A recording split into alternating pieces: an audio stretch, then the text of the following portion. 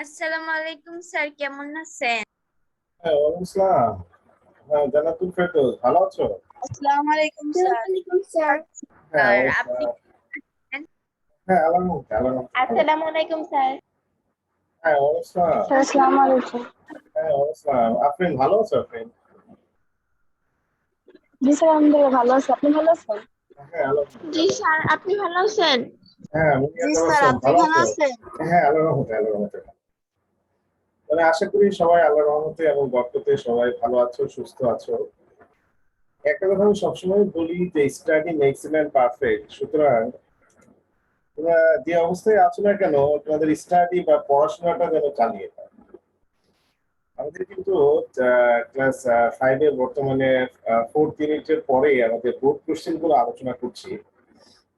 গত ক্লাসেও board question আলোচনা করেছিলাম, আজকেও কিছু আলোচনা করব। তো তার আগে একটু আহ, যারা উপস্থিত আছে তাদেরকে একটু দেখে নিই, পার্টিসিপেন্ট লিস্টটা একটু দেখে নিই যারা। হ্যাঁ, এখানে বর্তমানে আমি সহ প্রায় 24 জন উপস্থিত আছে। আমার কথা শোনা যাচ্ছে? আমার কথা শুনতে পাচ্ছ? জি স্যার, আপনার জি কথা শোনা স্যার। যাচ্ছে। আচ্ছা, ঠিক আছে, খুব ভালো। আচ্ছা, এখানে আহ, একটা বিষয় মনে রাখবে যে তোমরা তো সিরিয়াস আছো, তোমাদের যারা ক্লাসমেট আছে ওদেরকেও সিরিয়াস করবে। তোমরা একেবারে সময় মতো সঠিক সময় ক্লাসে জয়েন করেছো। তো অবশ্যই মানে ওদেরকেও সিরিয়াস করবে, তারাও যেন রেগুলার ক্লাস করে, তাদেরকে উৎসাহিত করবে। তোমাদের এইচপি দিয়েছিলাম একটা কম্পোজিশন রাইটিং, ওটা লিখেছো? এইচপি করেছো? জি জি স্যার। স্যার। জি স্যার।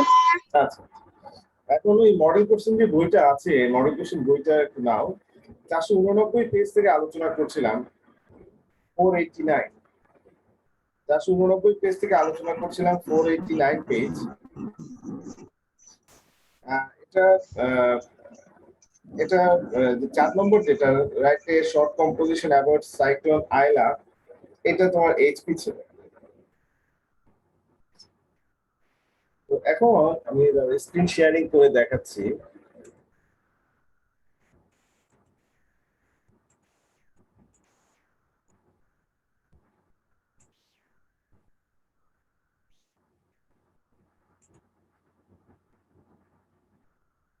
হ্যাঁ, আমি স্ক্রিন শেয়ারিং করেছি, দেখা যাচ্ছে?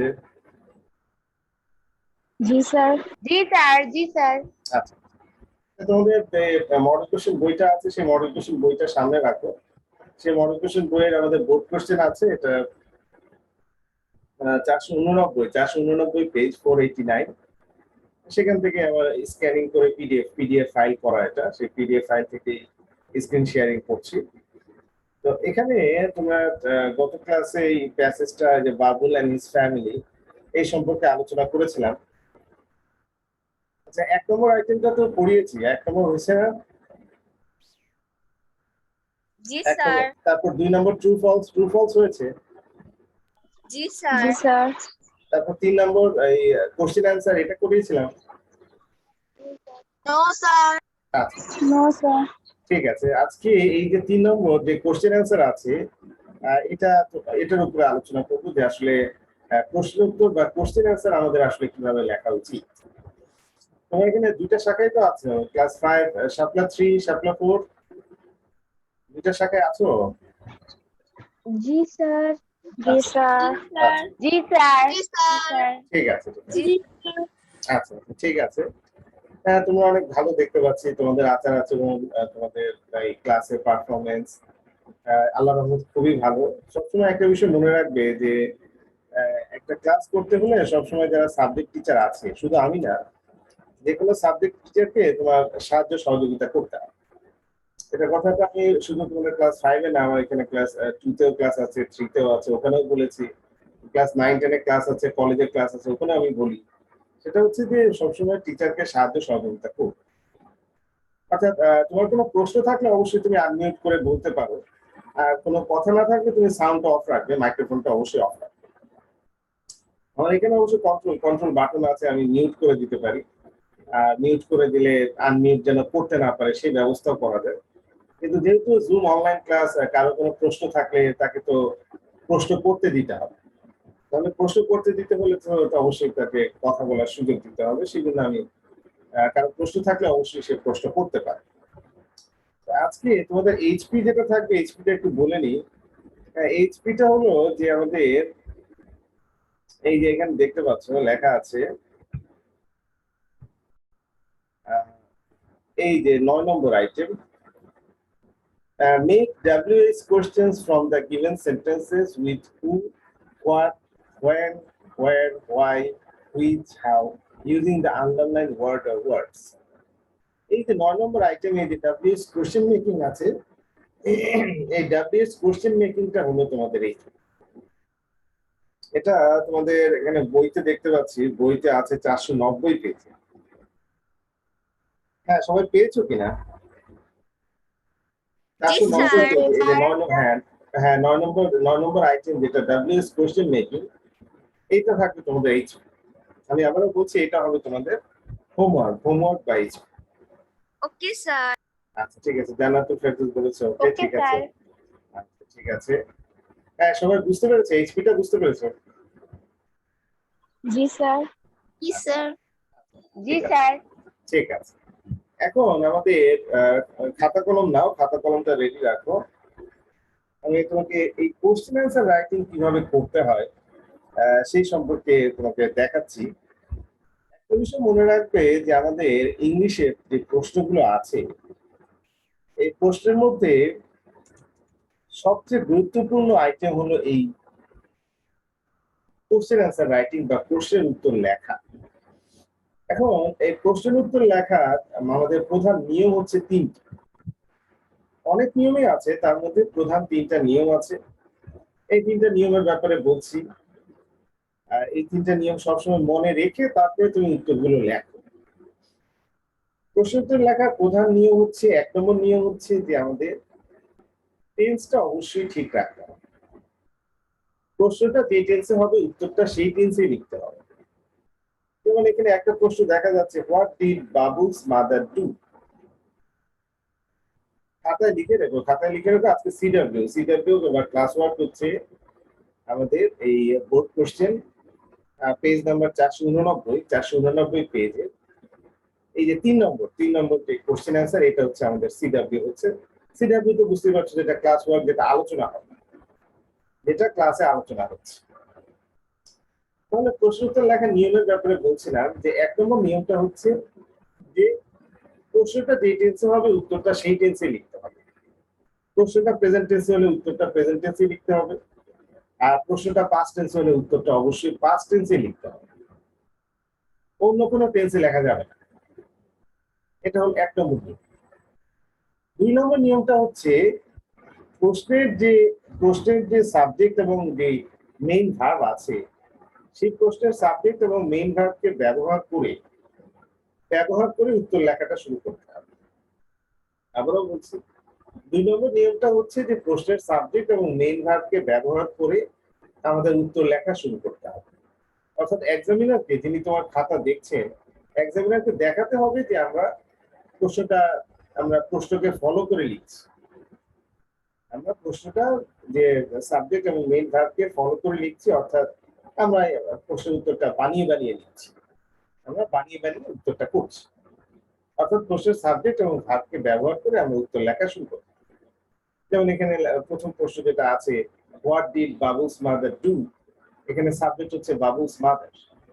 তো সেক্ষেত্রে বাবুলস মাদার এই সাবজেক্টকে দিয়েই শুরু করতে হবে, অন্য কোনো সাবজেক্ট ব্যবহার করা ঠিক না। আর আরেকটা 3 নম্বর যে নিয়মটা হচ্ছে, সেটা হচ্ছে আমরা এখানে প্রশ্ন উত্তর 5টা হোক আর 6টা হোক, একটা উত্তরও যেন তোমার প্যাসেজের কোনো লাইনের সাথে সম্পূর্ণ মিলে না যায়, একদম কপি যেন না হয়। কারণ প্রশ্নের উত্তর কিন্তু তোমাকে দেওয়া হয়েছে নিজে থেকে বানিয়ে লেখার জন্য, প্যাসেজ থেকে লাইন তুলে দেওয়ার জন্য বা কপি করার জন্য নয়। তাহলে 1 নম্বর নিয়মটা আমাদের টেন্সটা অবশ্যই ঠিক রাখতে হবে। 2 নম্বর নিয়মটা হচ্ছে প্রশ্নের সাবজেক্ট এবং মেইন ভার্বকে ব্যবহার করে উত্তরটা লেখা শুরু করতে হবে। আর 3 নম্বর নিয়মটা হচ্ছে একটা উত্তরও যেন কপি না হয় বা প্যাসেজ থেকে সম্পূর্ণ লাইন যেন তুলে দেওয়া না হয়, সেই দিকে খেয়াল রাখতে হবে। একটা শব্দ হলেও আমরা একটু পরিবর্তন করে দেবো, যেন প্যাসেজের লাইনের সাথে সম্পূর্ণ মিলে না যায় বা কপি যেন না। প্রশ্নোত্তর লেখার প্রধান ৩টা নিয়ম তোমাদের বললাম, জানালাম। হ্যাঁ, সবাই বুঝতে পেরেছো? ৩টা নিয়ম কি? জি স্যার, বুঝতে পেরেছি। জি এটা আসবে? স্যার, হ্যাঁ, বুঝতে পেরেছি। ঠিক আছে, ওকে। তাসমিয়া বলছে ঠিক আছে। আচ্ছা, এখন এখানে দেখো আমাদের উত্তরটা লেখা হচ্ছে খাতায় অবশ্যই সিডব্লিউ তো লিখেছো, কর্নারে সিডব্লিউ লিখেছো খাতার কর্নারে। আর পাশে এই ডান পাশে লিখে রাখো আজকের তারিখ। আজকে হচ্ছে 12 তারিখ। 12 তারিখ, তারিখটা লিখে রেখো। আর লেখার সময় অবশ্যই বলেছি যে answer to the question number 3 বা answer to the question number 1 বা 2 এভাবেই লিখবে। সিডব্লিউ তে লিখবে, তারপর এইচপি পড়ার সময়ও লিখবে, পরীক্ষার খাতায় অবশ্যই। এই কাজটাও কিন্তু প্রায় 80% ছাত্রছাত্রীর খাতায় পাই না। সে কারণেই কিন্তু আমি জিনিসগুলো আলোচনা করি। এই যে প্রশ্নের উত্তর যেটা, কোশ্চেন অ্যান্সার রাইটিং, আমরা যখন এই ইংলিশ ডিপার্টমেন্টে যখন খাতা দেখি বা আমি নিজেও ঢাকা বোর্ডের এক্সামিনার, যখন বোর্ডের খাতা দেখি, তখন দেখতে পাই যে কোশ্চেন অ্যান্সার রাইটিং ১০০ জনের মধ্যে ৮০ জনেরই হয় না। টেন্স হয় নাই, তারপর কপি করেছে, নকল করেছে, প্যাসেজ থেকে লাইন তুলে রেখেছে, আর প্রশ্নের সাবজেক্ট এবং মেইন ভার্বকে ব্যবহার করে উত্তর লেখা শুরু হয়নি। তার মানে প্রশ্ন উত্তর লেখা সবাই লেখে, প্রায় সবাই লেখে, কিন্তু এই লেখাটা ৮০% হয়, অর্থাৎ 80% ছাত্রছাত্রীর প্রশ্নের উত্তর লেখা হয়। সে কারণেই দেখা যায় তারা কিন্তু বেশি, কেউ 0 পায়, কেউ ১, ২ বা ৩ পায়। কিন্তু বোর্ডের নিয়ম হচ্ছে কোশ্চেন অ্যান্সার রাইটিং এ ফুল মার্কস দিতে হবে। এই ৩টা নিয়ম যদি সবাই যারা মানবে, যারা মেনে লিখবে, তাদেরকে ফুল মার্কস দিতে হবে, অর্থাৎ সম্পূর্ণ নম্বর তারা পাবে। এবার আসো যদি প্রশ্নটা দেখো, এখানে প্রশ্ন করা হয়েছে যে what did Babul's mother do, অর্থাৎ তিনি কি করতেন। আচ্ছা, সবার জানার জন্য বলছি, ক্লাসটা কিন্তু রেকর্ড হচ্ছে, আমি রেকর্ডিং বাটন অন করে রেখেছি।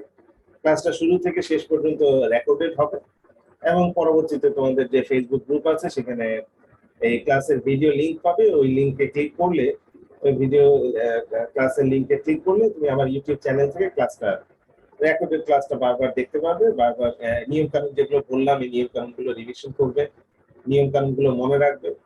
এবং তোমাদের এইচপি কে দেওয়া হয়েছে সেটাও তো ক্লাসে বলাই আছে যে ডাব্লিউএস কোশ্চেন মেকিং ৯ নম্বর আইটেম।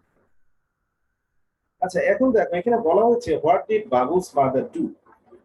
এখানে সাবজেক্টটা হচ্ছে বাবুলস মাদার, তাহলে অবশ্যই প্রথমে সাবজেক্টটা লিখতে হবে বাবুলস মাদার। এখন আমরা প্যাসেজে দেখি যে তার মা কি করতেন। এই যে এখানে দেখো দেখো লেখা আছে যে his mother work in a fish farm. এখন যারা নকল করে বা কপি করে তারা লিখবে যে his mother work in a fish farm, অথচ তোমার প্রশ্নে বলা হয়েছে বাবুলস মাদার, তাহলে সাবজেক্টটা তো অবশ্যই বাবুলস মাদার হবে। হিজ মাদার দিলে তো প্যাসেজ থেকে নকল হচ্ছে বা কপি হচ্ছে। তাহলে আমরা লিখবো যে Babul's mother work in a fish farm. এভাবে যদি লিখি তাহলে কিন্তু কোনো নকল হয়নি বা কপি হয়নি, কারণ আমরা সাবজেক্ট কিন্তু ব্যবহার করেছি বাবুলস মাদার। আমি আবারও বলছি, তাহলে Babul's mother work in a fish farm. হ্যাঁ, প্রথম উত্তরটা, প্রথম কোশ্চেন অ্যান্সারটা কিভাবে হবে বুঝতে পেরেছো? জি স্যার। জি স্যার। জি স্যার। আচ্ছা, যারা জি স্যার। ঠিক আছে। রিম্পি ইসলামও বলেছে ঠিক আছে। হ্যাঁ, বুঝতে কারো অসুবিধা আছে প্রথম প্রশ্নের উত্তরটা? না না স্যার। স্যার। ঠিক আছে। হ্যাঁ, ঠিক আছে, আমার সাথে সাথে আলোচনাটা শুনবে এবং লিখবে। আর যদি এখন লিখতে নাও পারো কোনো সমস্যা নাই। এই ক্লাসটা যেহেতু রেকর্ডেড ক্লাসটা তোমার ফেসবুক গ্রুপ থেকে আবারও দেখে রিভিশন করে তারপর তুমি প্রশ্নের উত্তরগুলো লেখো। এখনো লিখতে পারো, আবার রেকর্ডেড ক্লাসটা দেখে তখন লিখতে পারো। লেখাটা যেন হয়, আমি যেভাবে নিয়ম কানুন বলছি সেভাবে যেন লেখাটা যেন অবশ্যই হয়। Okay sir. ঠিক আছে, মুনিয়া তাবাসসুম বলেছে ঠিক আছে। আচ্ছা, এখন এখানে দেখো দ্বিতীয় প্রশ্নে যাচ্ছি। এর পরের প্রশ্নটা বলছে যে what emergency gift did grandparents take with them. এখানেও ডিড আছে, যেহেতু ডিড আছে বোঝাই যাচ্ছে এটা অবশ্যই পাস্ট টেন্সে হবে। উত্তরটা আমাদের অবশ্যই পাস্ট টেন্সে লিখতে হবে। আগেটাও পাস্ট টেন্সে করেছি, এটাও পাস্ট টেন্সে হবে। এখন এখানে সাবজেক্ট হচ্ছে গ্র্যান্ড প্যারেন্টস। তো সুতরাং গ্র্যান্ড প্যারেন্টসটা সাবজেক্ট, এই সাবজেক্টটি ব্যবহার করতে হবে। এখন এমার্জেন্সি কিট কি ছিল সেটা দেখো, এখানে লেখা আছে।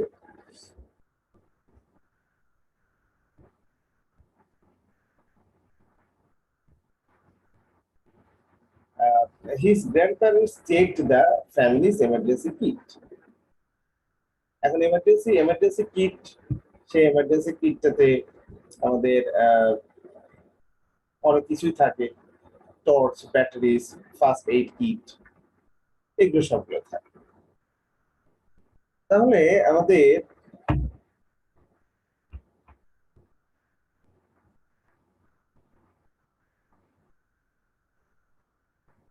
আমরা সাবজেক্টটাকে ব্যবহার করবো গ্র্যান্ড প্যারেন্টস, আর টেক এর পাস্ট হবে, যেহেতু ডিড আছে, তা টেক এর পাস্ট হবে টুক। তাহলে grand parents took with them, the grandparents took with them the emergency kit.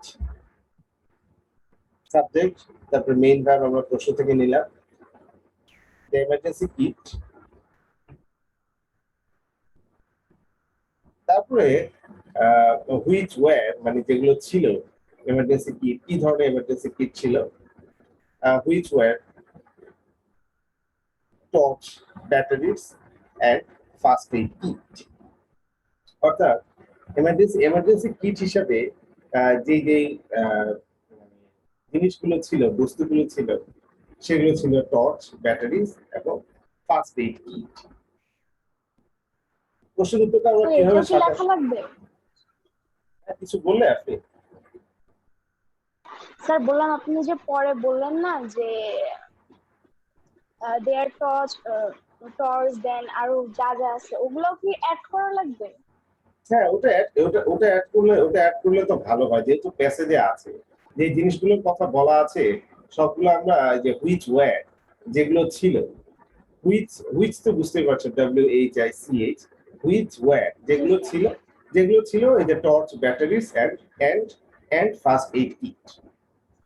এই যে তিনটা জিনিস এখানে দেখাচ্ছি, দেখতে পাচ্ছ, এই যে torch, batteries, first aid kit. বুঝতে পেরেছো আফরিন? জি স্যার। এই জন্য আমি কোশ্চেন আনসার যে ক্লাসে আলোচনা করি না কেন, জি স্যার। এই কোশ্চেন আনসারটা আমি বিস্তারিত ভাবে, হ্যাঁ নাসরিনও বলেছে, বুঝতে পেরেছে, এই প্রশ্ন উত্তরটা খুব বিস্তারিত ভাবে আলোচনা করি। এটার আরো অনেক কারণ আছে। দেখা যায় যে অধিকাংশ ছাত্রছাত্রী মনে করে যে 80% যাদের কথা বললাম, যাদের প্রশ্ন উত্তর লেখা হয় না, কোনো মতে টেনে লেখে। প্রশ্নের উত্তর কোনো মতে টেনে লিখলে তোমার উত্তর তো কিছুই হয়। দেখা যাবে যে এখানে পাস্ট টেন্স করার কথা তুমি লিখে রেখেছো টেক। তো এখানে যদি টেক লিখো, এই যে তুমি টুক লেখার কথা, TOOK টুক লেখার কথা, তুমি লিখলে টেক, তাহলে উত্তরটা তো কিছুই হয়। এই যে 2 নম্বর আছে, 2 একেবারে শূন্য পাবে, 00 পাবে। তারপর তোমার সাবজেক্ট ব্যবহার করার কথা গ্র্যান্ড প্যারেন্টস, তুমি লিখলে, দেখা গেল লিখলে কি গ্র্যান্ড মাদার, তো তোমার উত্তর তো কিছুই হয়। তো সুতরাং এই যে প্রশ্নের সাবজেক্ট এবং মেইন ভার্বকে ব্যবহার করা এবং টেন্স অনুযায়ী ব্যবহার করা, সেটা খেয়াল করতে হবে। আর মাঝে মাঝে কিছু মানে সাধারণ স্ট্রাকচার দরকার হয়। যেমন এখানে একটা স্ট্রাকচার ব্যবহার করলাম, সেটা হচ্ছে হুইচ, WHICH। হুইচ দিয়ে আমাদের দুইটা অংশ যুক্ত করা যায়, এবং হু থাকলে ব্যক্তি যুক্ত করা যায়, হু দিয়ে ব্যক্তি যুক্ত করা যায়, আর হুইচ থাকলে বস্তু, অর্থাৎ মানে আমাদের কোনো বস্তুকে যুক্ত করার জন্য আমরা হুইচ ব্যবহার করতে পারি। উত্তরটা আমি আবারও বলছি সুবিধার জন্য, grandparents took with them, grandparents take a past took with them the emergency kit, and the emergency kit which were the emergency kits দিতে পারো, দিতে পারো, the emergency kits which were torch, batteries and first aid kit। হ্যাঁ, উত্তরটা বুঝতে পেরেছে কিভাবে লেখা উচিত? জি স্যার। আচ্ছা, ঠিক আছে। জি স্যার। আচ্ছা, ঠিক আছে। এটা হচ্ছে আফতাহি, আফতাহি। হ্যাঁ, ঠিক আছে। সিনেমা বলছে যে what happened in the afternoon, সেই দিন বিকেলে কি হয়েছিল? Write in two sentences. তাহলে এখানে আমাদের দুইটা বাক্য বলতে হবে এবং দুইটা বাক্যই কিন্তু যেহেতু হ্যাপেন্ড লেখা আছে, তা হ্যাপেন্ড মানে হচ্ছে আমাদের এটা পাস্ট টেন্সে হবে। হ্যাপেন্ড মানে হচ্ছে পাস্ট টেন্সে দুইটা বাক্য লিখতে হবে, দুইটা পাস্ট টেন্সে আমাদের দিতে হবে। এখন আমাদের এখানে সেই দিন বলা হয়েছে আফটারনুন, অর্থাৎ সময়টা খেয়াল করতে হবে বিকেল বেলা কি হয়েছে। তো সেই দিন বিকেল বেলা আমাদের আফটারনুনের কথা লেখা আছে। এই যে হোয়াট হ্যাপেন্ড দ্যাট ডে, সেদিন কি হয়েছে। তো সেদিন কি হয়েছিল, সেই বিকেলে এখানে লেখা আছে যে there was light rain in the morning on 25 May, and in the afternoon the wind started to blow, অর্থাৎ বাতাস প্রবাহিত হচ্ছিল, and people began to run for their homes. এখন দেখা যাচ্ছে দুইটা সেন্টেন্সে লিখতে বলেছে, তাহলে সেক্ষেত্রে আমাদের ফুল স্টপ দিতে হবে। ফুল স্টপ দিয়ে দুইটা আলাদা বাক্য বানাতে হবে।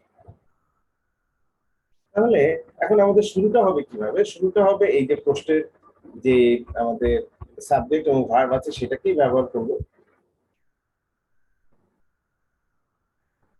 যে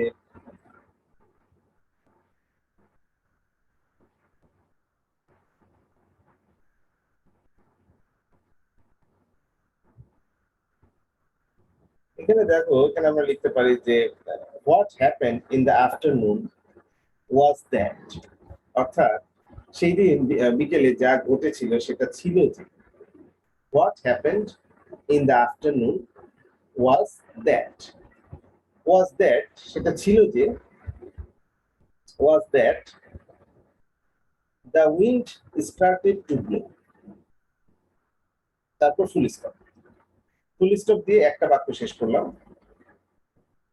people began to run for their homes then, দ্বিতীয় বাক্যটা শেষ করলাম। আবারও বলছি,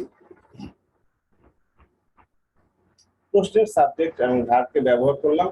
what happened in the afternoon was that, ছিল যে, সেদিন যা ঘটেছিল সেটা ছিল যে, কি ছিল? The wind started to blow, অর্থাৎ বাতাস তীব্র বেগে প্রবাহিত হচ্ছিল। Full stop, full stop. People began to run for their homes then, লাস্টে একটা দেন দিয়ে দিলাম, THEN। দেন মানে হলো তখন, দেন মানে হলো তখন। তাহলে এখানে দেখতে পাচ্ছ এই যে the wind started to blow, এটাও আমরা প্যাসেজ থেকে নিলাম। People began to run for their homes, সেটাও আমরা প্যাসেজ থেকে নিলাম। শুধু প্রশ্নের সাবজেক্ট এবং ভার্বকে ব্যবহার করলাম শুরুতে। হোয়াট হ্যাপেন্ড, হোয়াট হ্যাপেন্ড, এখান থেকে নিয়েছি। What happened in the afternoon was that, নিজে থেকে ব্যবহার করলাম শুধু ওয়াজ দ্যাট, ওয়াজ আর দ্যাট, এই দুইটা শব্দ নিজে থেকে ব্যবহার করলাম। তারপর বাকি অংশ তো প্যাসেজ থেকে লাইন দুটা দিলাম। এভাবে প্যাসেজের সাহায্য নিয়ে এবং নিজে থেকে একটা দুইটা শব্দ ব্যবহার করে আমরা উত্তরগুলো সাজাবো। এবং খেয়াল করতে হবে, যদি পাস্ট টেন্সে হয় তা সেক্ষেত্রে কিন্তু আমরা পাস্ট টেন্সে ব্যবহার করছি। এখানে যে what happened in the afternoon was that, was ব্যবহার করেছি আর দ্যাট দিয়ে যুক্ত করেছি, আর বাকি অংশটা আমরা প্যাসেজ থেকে লাইনটা নিয়েছি। আমি আবারও বলছি, what happened in the afternoon was that the wind started to blow, full stop, full stop. People began to run for their homes then, THEN then। হ্যাঁ, উত্তরটা বুঝতে পেরেছে কিভাবে লিখতে হবে? জি স্যার। জি হ্যাঁ। স্যার, বুঝতে পেরেছি। আর হ্যাঁ। একবার একটু বলবেন ফুল স্টপটা কোথায় কোথায় দিতে হবে? হ্যাঁ, এখানে দুইটা সেন্টেন্সের কথা বলেছে, সেই জন্য আমরা দুইটা সেন্টেন্সের কথা বলেছে, সেই জন্য এই যে এন্ড দিয়ে যে যুক্ত হয়েছে, যে এন্ডটা আছে, এই এন্ডটা তুলে দিয়ে এখানে ফুল স্টপ দেবে। এন্ডটা তুলে দিয়ে এখানে ফুল স্টপ দেবে, যেন দুইটা আলাদা বাক্য হয়ে যায়। হ্যাঁ, বুঝতে পেরেছো? এন্ডটা তুলে দিয়ে এখানে ফুল জি স্টপ। স্যার। ফুল স্টপ বসালে দুইটা সেন্টেন্স লিখতে বলেছে, আমাদের দুইটা আলাদা সেন্টেন্স হতো। আর এই যে রাইট টু সেন্টেন্সেস, এই কথাটা যদি না থাকতো, রাইট টু সেন্টেন্সেস এই কথাটা না থাকলে আমরা এই এন্ডের জায়গায় এন্ডই রাখতাম, এন্ডটা পরিবর্তন করতাম, তাহলে এন্ডি থাকতো, কোনো সমস্যা নেই। আচ্ছা, এই উত্তরটা বুঝা গেলে, অ্যান্সারটা বুঝতে পারছো? জি স্যার। জি স্যার। জি স্যার। ঠিক আছে, স্যার এটা কত নাম্বার পেজ? জি স্যার। হ্যাঁ, এটা তো মানে ক্লাসের শুরুতেই বললাম, এটা হচ্ছে 489, 489। তোমাদের যে মডেল কোশ্চেন বই আছে, মডেল কোশ্চেন বইয়ের 489 page, 489।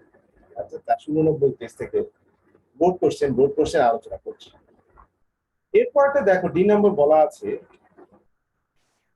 why was everyone afraid?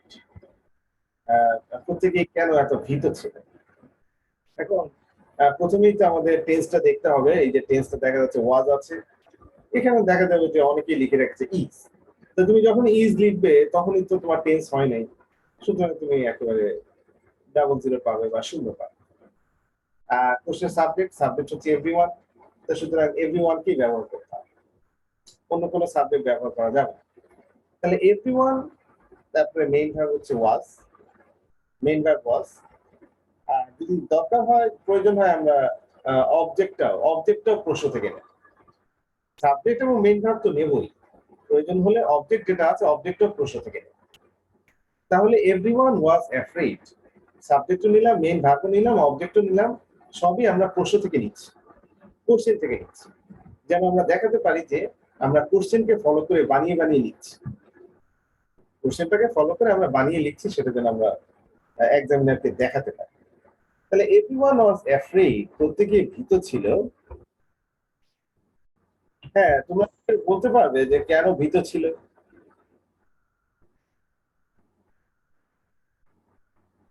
হ্যাঁ, তোমরা কি কেউ বলতে পারবে যে কেন ভীত ছিল?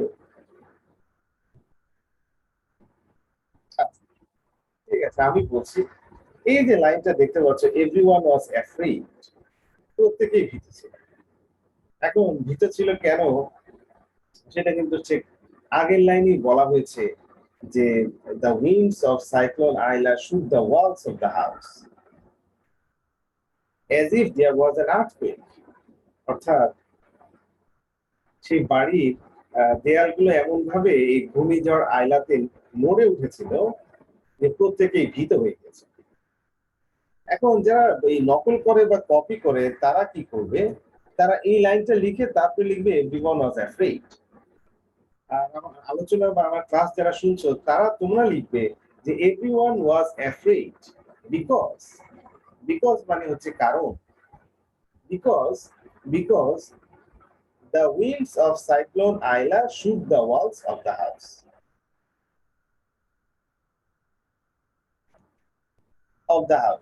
এই পর্যন্ত দিয়ে ফুল স্টপ দিয়ে শেষ করে দিলেও চলবে, আর বাকি অংশ না লিখলেও চলবে।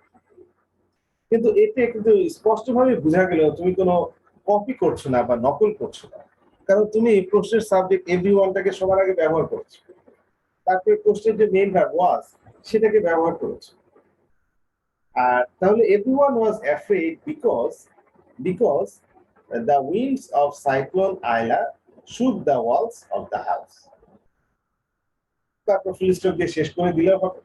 আর যদি আরো লিখতে চাও তাহলে of the house as if there was an earthquake, এই পর্যন্ত লিখতে হবে।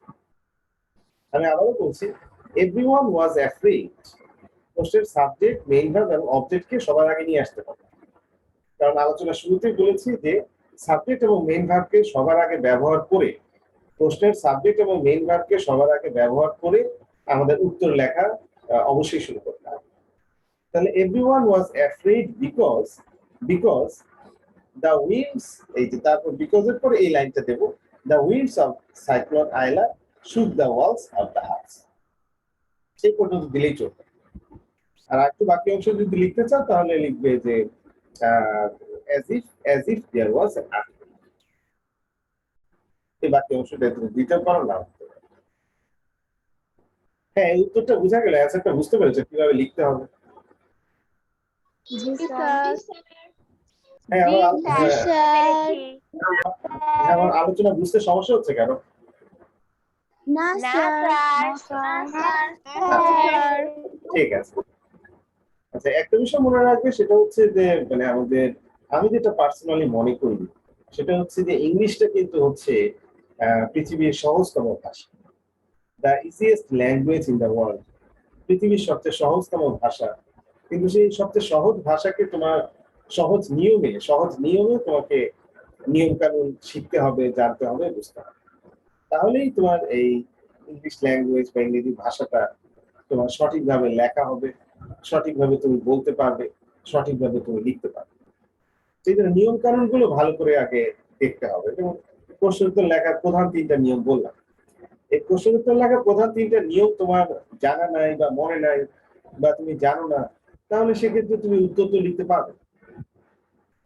প্রধান প্রধান 3টা নিয়ম তোমার জানা নেই, তাহলে সেক্ষেত্রে তুমি কোশ্চেন অ্যান্সার রাইটিং বা প্রশ্নের উত্তর তুমি যতই চেষ্টা করো, তোমার উত্তর লেখা হবে না, তুমি উত্তর লিখতে পারবে না। সেই জন্য ইংলিশের আগে নিয়ম কানুন গুলো ভালোভাবে জেনে সহজে জেনে তারপর তুমি যে কোনো আইটেম লেখো, তোমার সেই আইটেমটা যে কোনো আইটেম, সেটা কোশ্চেন অ্যান্সার রাইটিং হোক আর যে আইটেমই হোক, তোমার লেখাটা অনেক সুন্দর হবে, অনেক ভালো হবে। আচ্ছা, আলোচনা করছি কোশ্চেন অ্যান্সার রাইটিং, প্রশ্নের উত্তর। তো এরপরে নাম্বার, এই যে আমাদের যে প্রশ্নটা আছে দেখো, রাইট টু সেন্টেন্সেস। এখানে যে টু সেন্টেন্সেস, 2টা বাক্য লিখতে বলছে। তা 2টা বাক্য কিন্তু সম্পূর্ণ আলাদা আলাদা 2টা সেন্টেন্স বা বাক্য হতে হবে। কি সম্পর্কে? About what happened on that evening. অর্থাৎ সেই দিন সন্ধ্যায় কি ঘটেছিল সেটা আমাদের 2টা বাক্যে লিখতে হবে। এই ধরনের প্রশ্নে, এই যে রাইট টু সেন্টেন্সেস, তারপর রাইট 3 সেন্টেন্সেস, এই ধরনের প্রশ্নের উত্তরে আগের 4টা যে প্রশ্নের উত্তর আলোচনা করলাম, সেখানে কিন্তু এই ধরনের রাইট টু সেন্টেন্সেস বা রাইট 3 সেন্টেন্সেস সেটা কিন্তু শুরুতেই ছিল, প্রথমে কিন্তু ছিল না। এই ধরনের মানে উত্তর লেখার সময় আমাদের যে প্রশ্নের সাবজেক্ট এবং মেইন ভার্বকে ব্যবহার করতেই হবে, সেটার কোনো প্রয়োজন নেই। যে যখন এরকম প্রথমেই বলবে right two sentences, right 3 sentences, সেক্ষেত্রে আমাদের মানে প্রশ্নের সাবজেক্ট এবং ভার্বকে ব্যবহার করতেই হবে। এটা বাধ্যতামূলক না বা কম্পালসারি না। তাহলে এখন আমাদের সেই সন্ধ্যাবেলায় কি ঘটেছিল সেটা 2টা আলাদা বাক্যে লিখতে হবে। প্যাসেজটা দেখতে হবে। এই যে আমাদের ইভিনিং এর কথা বলছিলাম, এই by the evening the river was rising. অর্থাৎ সন্ধ্যাবেলায় দ্য রিভার ওয়াজ রাইজিং, অর্থাৎ নদীর যে পানি, সে নদীর পানি বৃদ্ধি পাচ্ছিল। নদীর পানি বৃদ্ধি পাচ্ছিল। আর এছাড়া আমরা তো এই যে এই লাইনটা তো আমরা আগের উত্তরে ব্যবহার করেছি। যেহেতু আগের উত্তরে ব্যবহার করেছি, সেই জন্য এই লাইনটা আমরা দিতেও পারি, আমরা নাও দিতে পারি। না দিয়ে আমরা আর একটু সামনে যেতে পারি। সামনে গিয়ে এখানে এভরিওয়ান ওয়াজ অ্যাফ্রেড, এটাকে আমরা ব্যবহার করেছি। Nipa began to cry. তারপর এখানে আমরা দিতে পারি যে এই লাইনটাকে আমরা দিতে পারি যে দ্য স্কাই ওয়াজ ডার্ক।